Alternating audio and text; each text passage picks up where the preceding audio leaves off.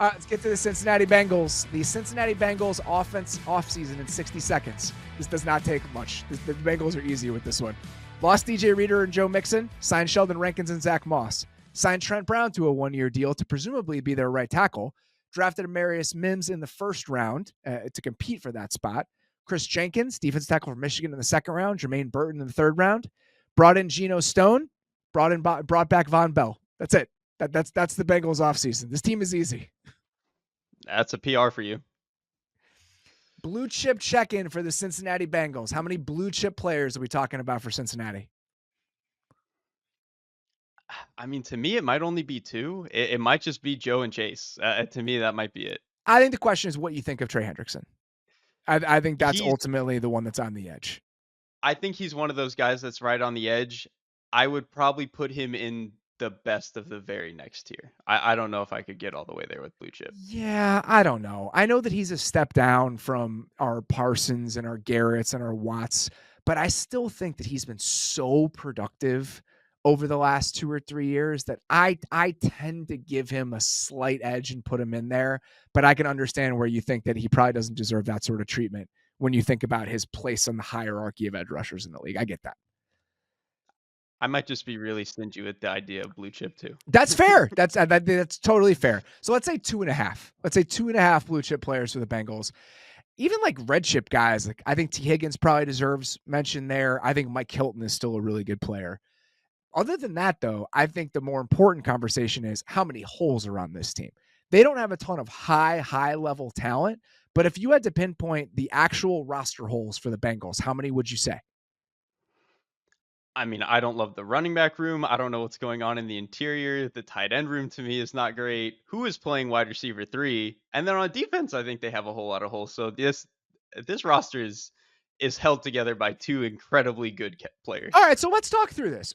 So you think tight end and third receiver, I think, are totally fair. Like the tight end room is a rotating cast of characters. It has been. The third receiver spot, I think, is still a question. The interior of the offensive line, I don't think is good, but I don't think I spend a lot of time actively worried about it. I mean, if we're gonna go back to like what is the lens that you're viewing this team from, when you have Joe Burrow and Jamar Chase, you probably should be seeking at least AFC Championship. I think through that lens, this interior offensive line is very concerning. Like I don't think the Okay, left that's guard fair. situation is sorted out. Center has been better than it was 2 years ago, but I still think not great. I'm not all the way there. And then what else did you say? Defensive line concerns? Just The defense as a whole, really, like they have a couple of really good players. Obviously, Hendrickson is really good. Hilton. Outside of that, I get scared. yeah, I don't know. I think in the best case scenario, the corners can be fine. Like, what is DJ Turner in year 2 is a reasonable question. Like the outside corners are fine. I like Mike Hilton. The safeties and the new safeties, I think one of the biggest questions we'll ask about this team, and we can talk about it. The defensive line is where I'm worried. Like Sheldon Rankins is a solid player. Other than that, like what are we getting out of Myles Murphy? Like I do think the defense is fragile. I think in the best case scenario, you have workable pieces in most of those spots. I guess that's how I would characterize it. I think that's fair. I just think what scares me is when this defense, this secondary in particular, was at its best, they had one superstar put out all the fires player in Jesse Bates. They still don't have that. And I just don't know if the other players are good enough. What are you watching in the first month of the season with the Bengals? I am mostly watching, you kind of just mentioned it. Does this veteran safety room actually fix anything? Because I think, like I said, 2 years ago, Jesse Bates putting out a lot of fires and he was a really, really good player. He allowed them to do a lot of things. I really like some of the players that they've added, and I think they're going to be better than they were last year. Obviously, some of the experiments they had in the safety room did not work out for them. You I could say just that don't again. know. Yeah, like they took some bets and that just did not work out for them. Probably one of the biggest like roster change failures of last season, truthfully, what was them trying to reconstruct their safety room. They're doing it again this offseason. I do think these are more stable players, but again, I just don't know if they have a difference maker that's going to allow them to do all of the super cool stuff that Lou can do at his best. So I think it'll be better. I want to see how much better, I guess, is the question. Yeah, we'll get to it when it's what's keeping us up at night, but I think all of that is totally reasonable. I mean, this was a team that I think finished dead last in the percentage of opponent explosive plays they gave up last year. And that was the entire point of the defense previously, is that it was solid. It was never spectacular. Like they hovered somewhere around the middle of the league in DVOA in pretty much every single regular season in like 21 and 22. But when they got to the playoffs, they could cook enough, and Big Lou could cook enough that it was fine. But the bottom fell out of it last year. You weren't even getting the consistent play and the reliable play that you had in the last couple previous years. And I think ultimately that was a huge problem. And it remains to be seen whether or not they've actually corrected that. For me, I'm just curious what the offense looks like. Like last year, essentially, you had 3 different offenses that the Bengals ran. You had weeks 1 through 4 where your quarterback could not move and you just tried to survive as best you could. You had weeks 5 through 9 where he was relatively healthy and you saw glimpses of this merged world between them living in the gun and them being under center and doing a little bit more play action. Like the couple games I would go back to, San Francisco, Buffalo. Like Buffalo, they were more in the gun for specific reasons, but that San Francisco game felt like a glimpse of a new sort of Bengals offense. 21% play action in that game. The Vikings led the league last year using 21% of their play action on 21% of their plays. So I think we got glimpses of a slightly different team. And then when Jake Browning got in there, I think you leaned into it even further in some ways. So where does this team land among all of those different worlds this year? Where do you want to see them land? Like in your ideal world, what does the Bengals offense look like? It has to be closer to what it was.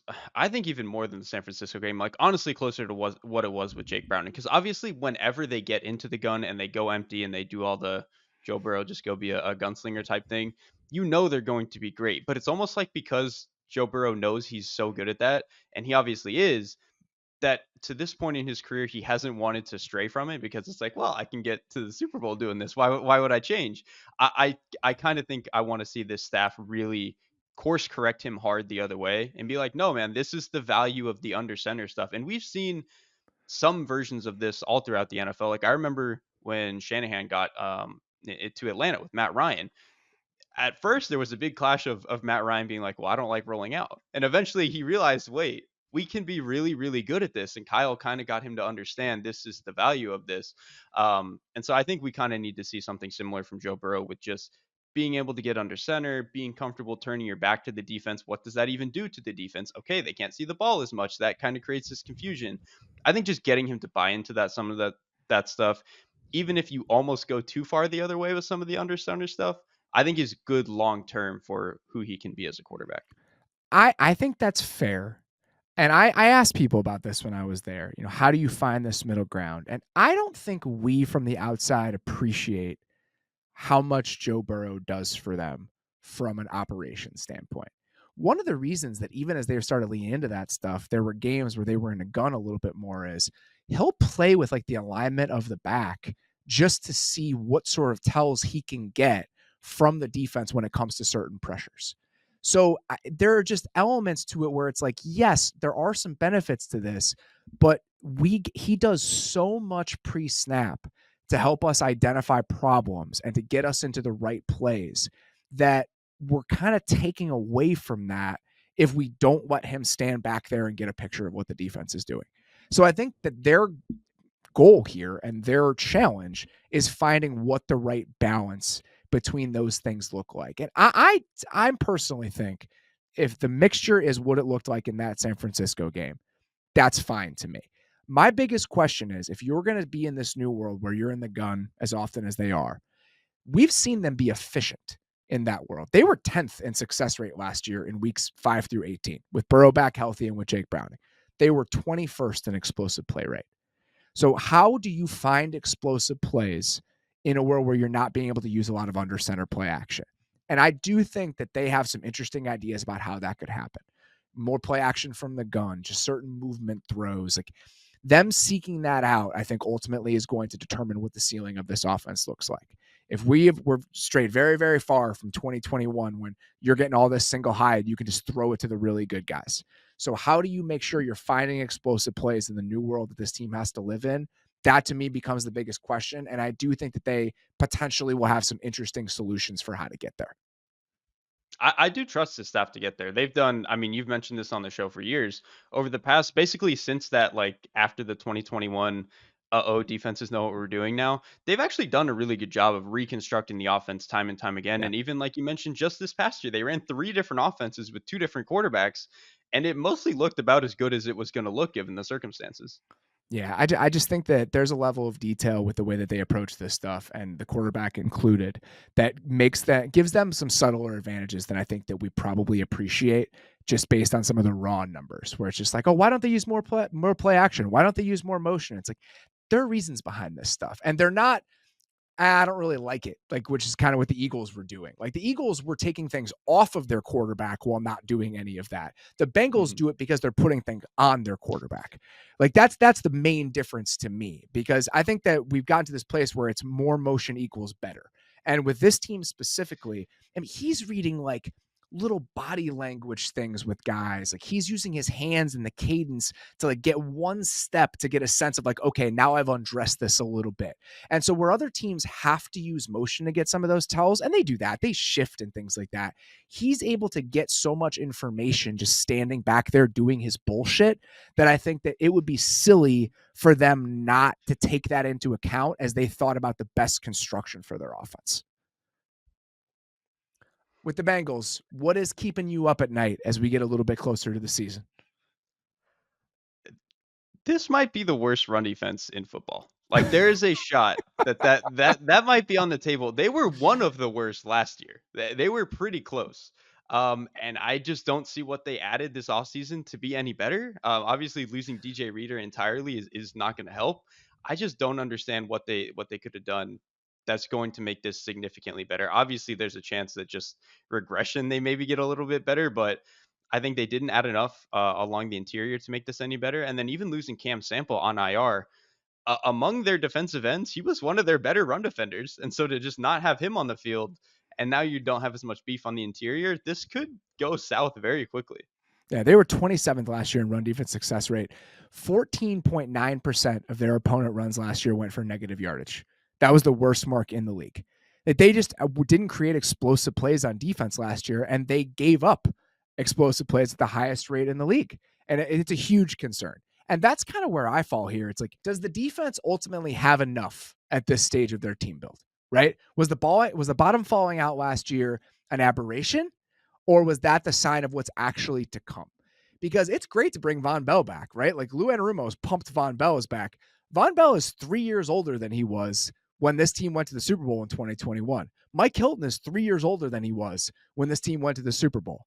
And they have not done a really good job of supplementing those pieces with young guys that have come in and really shown to be contributors. Who knows what Miles Murphy is going to be? Dex Hill could be good at corner, but he's undergoing a position change 3 years into his career. There are a ton of questions about what I think the ceiling and the floor look like for this team on defense. And that's just a new set of problems that I don't think we were really willing to or ready to confront when you consider how good this team was on defense and stretches over the last few years. And I just think structurally, this is not a defense that like throws a bunch of bodies at the problem in terms of run defense. Like this is not a team to me that does a lot of run blitzing on early downs. You look at teams like the Dolphins last year, the way they used David Long, dude. He is basically just an extra immediate fit on the defensive line, and I thought that was so cool the way that they used him. But the Patriots would do this for a long time. The Ravens do this, where they will send blitzes that are not these creative get all these different paths, but they'll just shift one defensive lineman over and jam in the linebacker right behind him at the snap of the ball, no matter what, on first and second down. The Bengals don't do as much of that. They were as a much more of a you just play where you're supposed to play in your gap, stack track, fall back, that type of stuff. I just think if you don't have the interior to play that way, you're going to be in big trouble. Yeah, and I have some serious concerns about what this defense can look like, even with Von Bell getting back. And again, being there last week and talking to people, it really does seem like the communication is back on a plane where they need it to be, and it just wasn't last year. Like the guys in charge of starting that from the back end all the way down, that led to some issues with the linebacker play. Like it just all started to fall apart because they lost those veteran pieces on the back end. And having Von Bell back there, I do think goes a long way in potentially writing some of that stuff. But I'm with you in that there are still enough holes in the front seven where I need to see it before I actually buy into what this group can look like.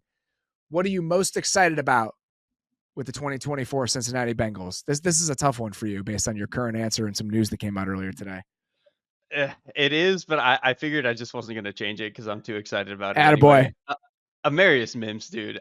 Listen, I so when I was at Bleacher Report last year, I didn't do offensive lineman. That was all Brandon Thorne. He's gonna go do his thing. He's one of the best in the game at it.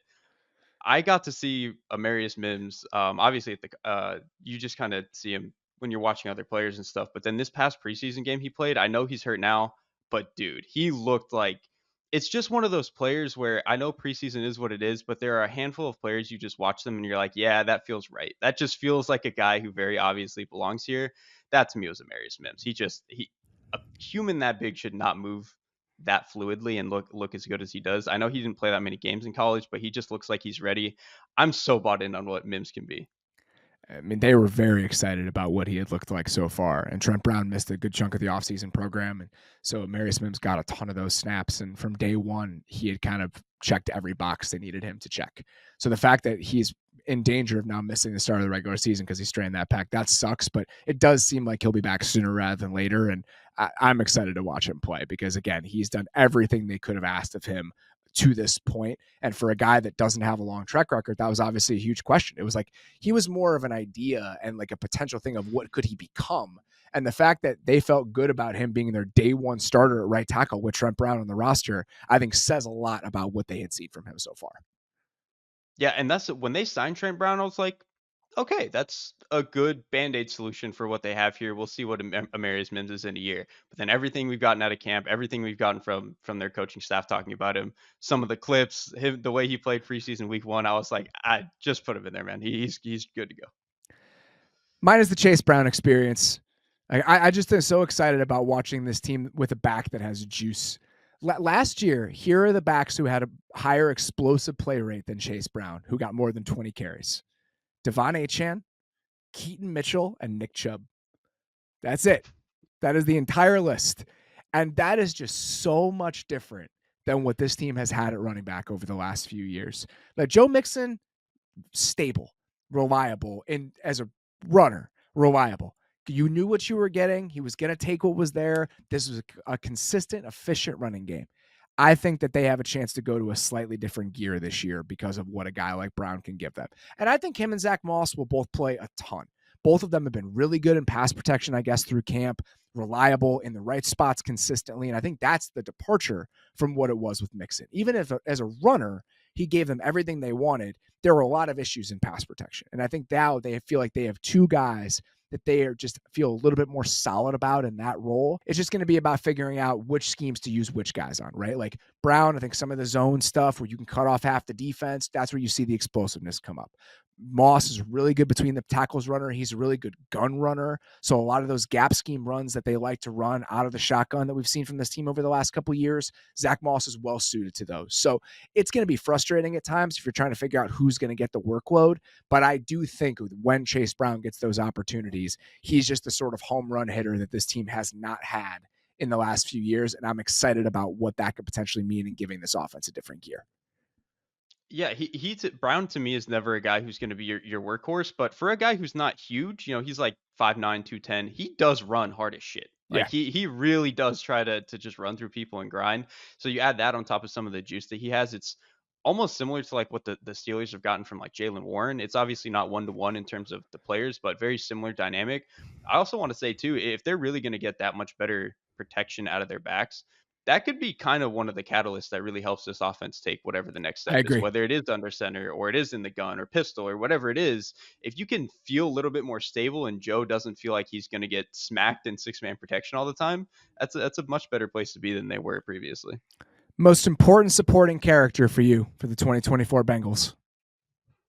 The nameless wide receiver 3. And I'm actually kind of optimistic here. I think either guy could be good. Obviously, I think it's coming down to Andre Yoshivas, and then rookie Jermaine Burton. I think both are kind of good. I think Yoshivas was kind of intriguing last year. I think he was better than I thought he was coming out of college. To me, coming out of college, he was a little bit more just of a wiry, kind of quick, had enough speed guy. But I think he proved already that he's actually a decent route runner and could be a legit player. And then Burton, man. Burton is such a good route runner. It's crazy. He is a phenomenal, phenomenal route runner and has really good ball skills. So I'm kind of curious just to see one who plays more and then how they deploy them. I don't think they're one to one same players. So just very curious to see how that goes for them.